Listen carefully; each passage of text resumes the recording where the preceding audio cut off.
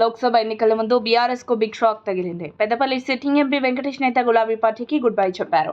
BRS కు రాజీనామా చేసిన ఆయన కాంగ్రెస్ కూటికి చేరారు. ఢిల్లీలో ఉన్న తెలంగాణ సీఎం రేవంత్ ఆధ్వర్యంలో ఇవాళ వెంకటేష్ నేత కాంగ్రెస్ తీర్థం పుచ్చుకున్నారు. ఈ మేరకు సీఎం రేవంత్ రెడ్డితో కలిసి ఆయన AICC general secretary KC Venugopal ఇంటికి వెళ్లారు.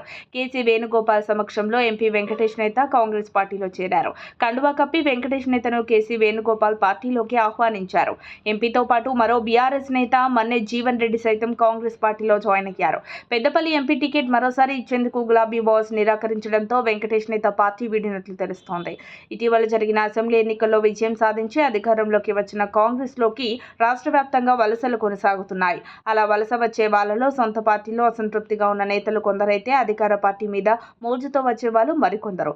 కారణం ఏదైనా వచ్చే నేతలను కలుపుకొని ముందుకు పోయే ఆలోచనలో ఉంది హస్తం పార్టీ. ఈ క్రమంలోనే పెద్దపల్లి ఎంపీ వెంకటేష్ నేత కాంగ్రెస్ పార్టీలో చేరిపోయారు. ఢిల్లీలో పర్యటనలో ఉన్న ముఖ్యమంత్రి రేవంత్ రెడ్డితో కలిసి ఏఐసీసీ ప్రధాన కార్యదర్శి కేసీ వేణుగోపాల్ ఇంటికి ఎంపీ వెంకటేష్ వెళ్లారు. ఈ క్రమంలో కాంగ్రెస్ ప్రధాన కార్యదర్శి కేసీ వేణుగోపాల్ వెంకటేష్ ను పార్టీలోకి ఆహ్వానించారు. 2018 అసెంబ్లీ ఎన్నికల్లో కాంగ్రెస్ అభ్యర్థిగా చెన్నూరు నుంచి పోటీ చేసి ఓడిపోయిన వెంకటేష్ నేత ఆ తర్వాత మారిన రాజకీయ పరిణామాలతో పెద్దపల్లి ఎంపీగా పోటీ విజయం సాధించారు.